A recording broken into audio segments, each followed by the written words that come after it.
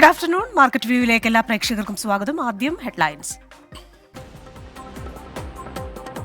ആഗോള വിപണികളുടെ ചുവട് പിടിച്ചു നേട്ടത്തിലേക്ക് തിരികെ എത്തിയ ഇന്ത്യൻ വിപണികൾ. മിഡ് ക്യാപ്, സ്മോൾ ക്യാപ് ഓഹരികൾ 1% വീതം ഉയർന്നു.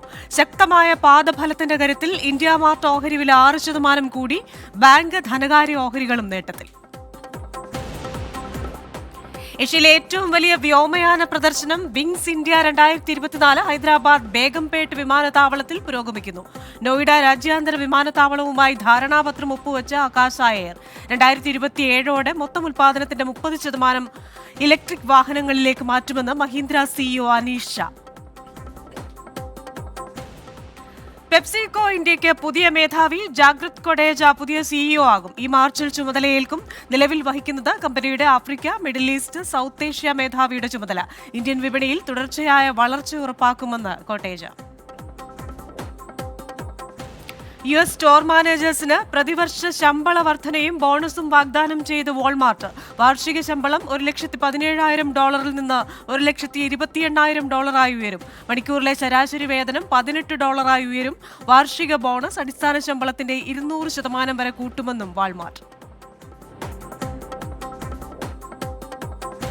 മറ്റു ചില വാർത്തകൾ കൂടി വരുന്നുണ്ട്. കേരളത്തിന്റെ പുരോഗതിയുമായി ബന്ധപ്പെട്ട ഒരു വാർത്തയാണ്. ഇന്ത്യയിലെ ആദ്യ ഗ്രാഫീൻ കേന്ദ്രം കൊച്ചിയിൽ ആരംഭിക്കുകയാണ്. കൊച്ചിയിലെ മേക്കേഴ്സ് വില്ലേജിലാണ് ഇത് ആരംഭിക്കുന്നത്. സൂപ്പർ കണ്ടക്ടറുകൾ, ഇലക്ട്രോണിക് ഉൽപ്പന്നങ്ങൾ, ഊർജ്ജം, ബയോടെക്നോളജി മേഖലകളിൽ വളരെ ഉപകാരപ്രദമായതാണ് ഗ്രാഫീൻ.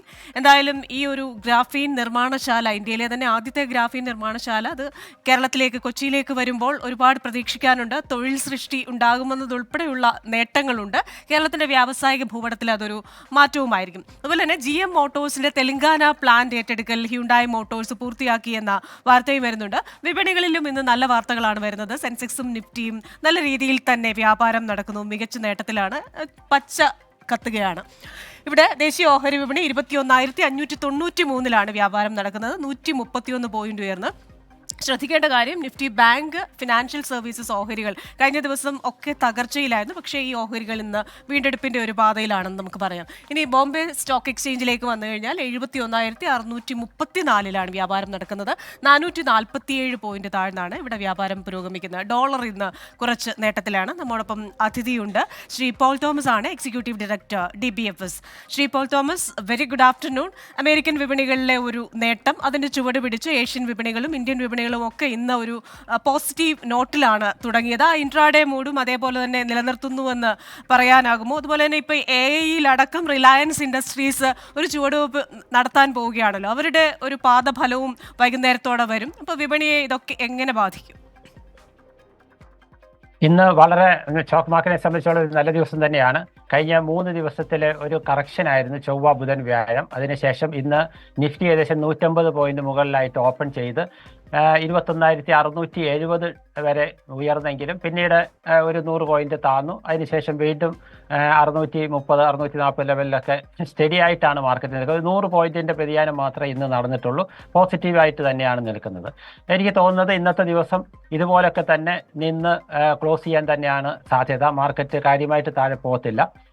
അതിൻ്റെ പ്രധാന കാരണം നേരത്തെ പറഞ്ഞ മാതിരി റിലയൻസ് ഇൻഡസ്ട്രീസിൻ്റെ ഒരു റിസൾട്ട് ഇന്ന് നമ്മുടെ മാർക്കറ്റ് ടൈം കഴിഞ്ഞിട്ട് വരാനുണ്ട്. ഇന്ന് റിലയൻസ് സ്റ്റഡി ആയിട്ട് ഒരു ഫ്ലാറ്റ് ആയിട്ടാണ് നിൽക്കുന്നത്. 2,732 ലെവലിൽ ഫ്ലാറ്റ് ആയിട്ട് നിൽക്കുകയാണ്. തീർച്ചയായും ആ പാദഫലത്തിന് വേണ്ടി വെയിറ്റ് ചെയ്യുകയാണ്. ആ പാദഫലം അനുസരിച്ച് നാളെ നമുക്കൊരു എക്സ്ട്രാ ട്രേഡിംഗ് ടൈമുണ്ട്, 9:15 മുതലും അതിനുശേഷം 11 മണി മുതലും. അപ്പം ആ സമയങ്ങളിൽ തീർച്ചയായും അതിൻ്റെ ഒരു പ്രതിഫലനം ഉണ്ടാകും. തിങ്കളാഴ്ചയും ഉണ്ടാകും എന്ന് പ്രതീക്ഷിക്കാം. റിലയൻസിൻ്റെ ഇൻഡസ്ട്രീസ് റിസൾട്ട് നന്നാകുന്ന പക്ഷം തീർച്ചയായും ഈ ലെവലിൽ നിന്ന് അടുത്ത ഒരു ലെവലിലേക്ക് മാർക്കറ്റ് ഉയർന്നു പോകുവാനുള്ള സാധ്യതകളാണ്. മാത്രമല്ല, നാളെ ഒരുപാട് ബാങ്കിങ് ഷെയറുകളുടെ റിസൾട്ട് ഉണ്ട്. ICICI bank, Kotak Mahindra bank തുടങ്ങിയ ബാങ്കുകളുടെ ഷെയറിൻ്റെ റിസൾട്ടുകൾ വരാനുണ്ട്. അതും തിങ്കളാഴ്ചത്തെ ദിവസത്തെ ട്രേഡിങ്ങിനെ നല്ല രീതിയിൽ ബാധിക്കും. അതുകൊണ്ട് തന്നെ ഇന്നത്തെ വ്യാപാരം ഈ ലെവലിൽ തുടർന്ന് പോസിറ്റീവായിട്ട് തന്നെ ക്ലോസ് ചെയ്യും എന്നുള്ളതാണ് ഇന്നത്തെ നമ്മളുടെ പ്രതീക്ഷ. തീർച്ചയായും. പിന്നെ മറ്റൊരു കാര്യം, റെയിൽവേ ആയിട്ട് ബന്ധപ്പെട്ട ഷെയറുകളുടെ ഒക്കെ നല്ലൊരു കയറ്റം ഇന്ന് കാണിക്കുന്നുണ്ട്. RVNL 16% ഉയർന്ന് 284 നിൽക്കുന്നു. ടെക്സ് റെയിൽ 5% ഉയർന്ന് 198 നിൽക്കുന്നു.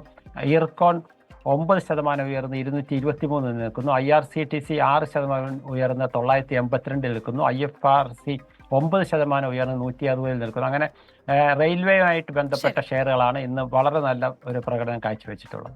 ശരി, thank you Shri Paul Thomas.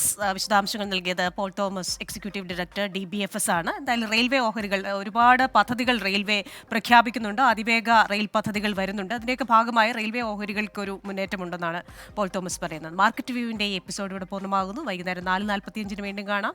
നമസ്കാരം. Back to TK Rajith.